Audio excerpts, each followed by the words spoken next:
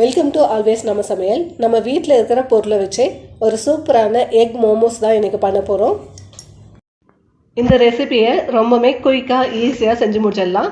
சாப்பிட்றக்கும் அவ்வளோ டேஸ்ட்டாக இருக்குங்க. வாங்க இப்போ எப்படி செய்யலான்னு பார்க்கலாம். இப்போ இந்த ரெசிபி செய்கிறதுக்காக ஒரு பேனை அடுப்பில் வச்சுக்கலாம். இப்போது ஒரு 2 டேபிள் ஸ்பூன் ஆயிலை இது கூட விட்டுறலாம். ஆயில் நல்லா சூடாகி வந்தோடனே நம்ம பொடியாக கட் பண்ணி வச்சுருந்த கருவேப்பிலையை சேர்த்திக்கலாம். இப்போ பொடியாக நறுக்கி வச்ச சின்ன வெங்காயத்தை சேர்த்திக்கோங்க. 1 கப் சின்ன வெங்காயத்தை நான் சேர்த்துக்கிறேன். சின்ன வெங்காயம் தான் இதுக்கு டேஸ்ட்டு அருமையாக எடுத்து கொடுக்கும், அதனால் சின்ன வெங்காயம் சேர்த்திக்கோங்க. இப்போ இது கூடவே ஒரு 1/4 டேபிள் ஸ்பூன் உப்பை சேர்த்திக்கலாம். உப்பை சேர்த்திட்டு நல்லா கலந்து விட்டுருங்க. ஆனியன் நல்லா வெந்து வரட்டும்.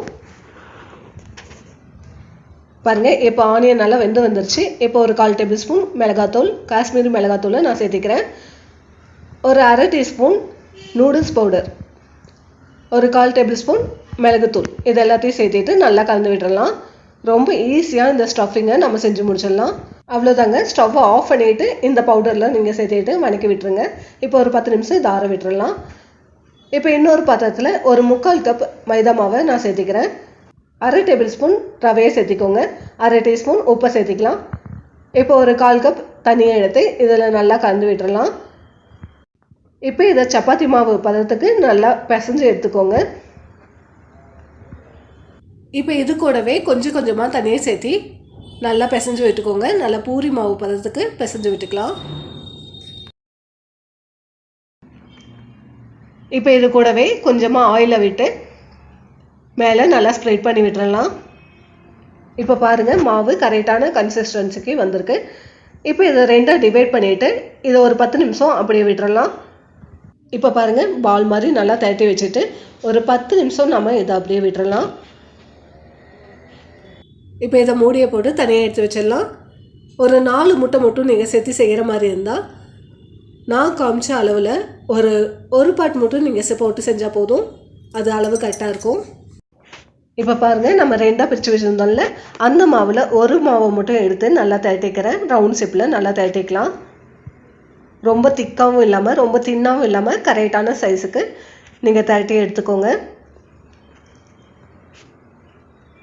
பூரிக்கு நம்ம எப்படி போடுவோமோ அந்த லெவலுக்கு நீங்கள் தட்டினா போதும்.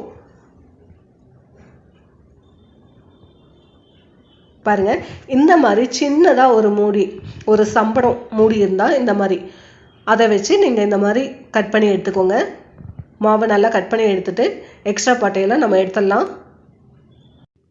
இந்த மாதிரி எக்ஸ்ட்ரா இருக்கிற பாட்டை நீங்கள் தனித்தனியாக எடுத்து வச்சுருங்க. அதை நம்ம அப்படியே போட்டு குழந்தைங்க இருந்தால் அவங்களுக்கு கொடுத்துடலாம். அவங்களும் விருப்பப்பட்டு சாப்பிடுங்க. டிஃப்ரெண்ட்டான டிசைனில் குழந்தைங்களுக்கு கொடுக்குற மாதிரி இருக்கும். இப்போ நம்ம செஞ்சு வச்சுருந்த மசாலாவை எடுத்துக்கலாம். இப்போது கட் பண்ணி வச்சுருந்த ஒரு பீஸை கையில் எடுத்து வச்சுட்டு நம்ம செஞ்சு வச்சுருந்த மசாலாவை இது சென்டர் பாட்டில் நம்ம வச்சிடலாம். ரொம்ப சைடில் வரக்கூடாது, சென்டர் பாட்டில் பார்த்து வச்சுக்கோங்க.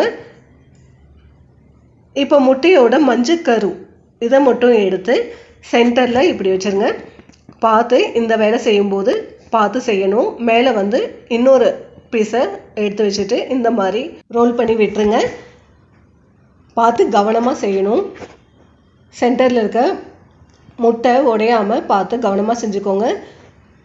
நம்ம ஆனியன் சைடாக வந்துருச்சுன்னா அது கூட நம்ம ரோல் பண்ணுறதுக்கு கொஞ்சம் கஷ்டமாக இருக்கும். அதனால் சென்டர் பாட்டில் மட்டும் ஆனியனை வச்சுட்டு இந்த மாதிரி ரோல் பண்ணி கொடுங்க.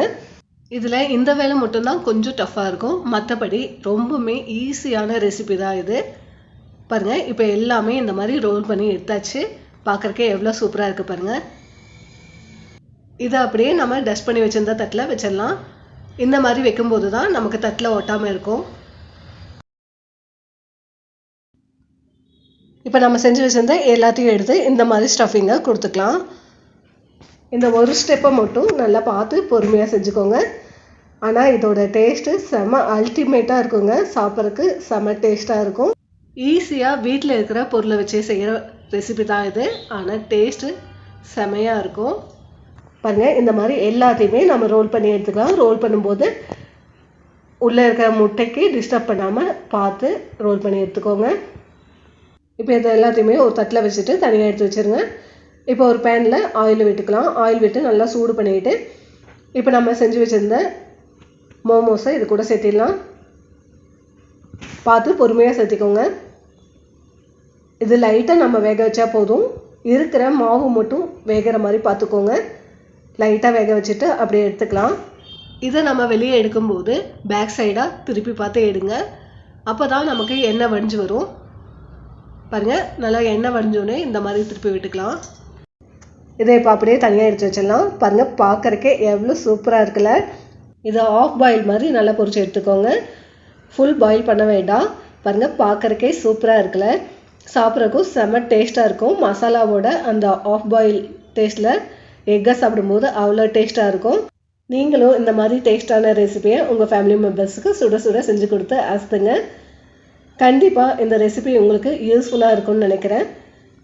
யூஸ்ஃபுல்லாக இருந்தால் நம்ம சேனலுக்கு சப்ஸ்கிரைப் பண்ணிவிட்டு ஆளுங்கிற பட்டனை கிளிக் பண்ணுங்கள். அப்போ தான் நான் போகிற எல்லா வீடியோக்கும் உங்களுக்கு நோட்டிஃபிகேஷன் கிடைக்கும். அப்படியே இந்த வீடியோக்கு ஒரு லைக் பண்ணுங்கள். தேங்க்ஸ் ஃபார் வாட்சிங்.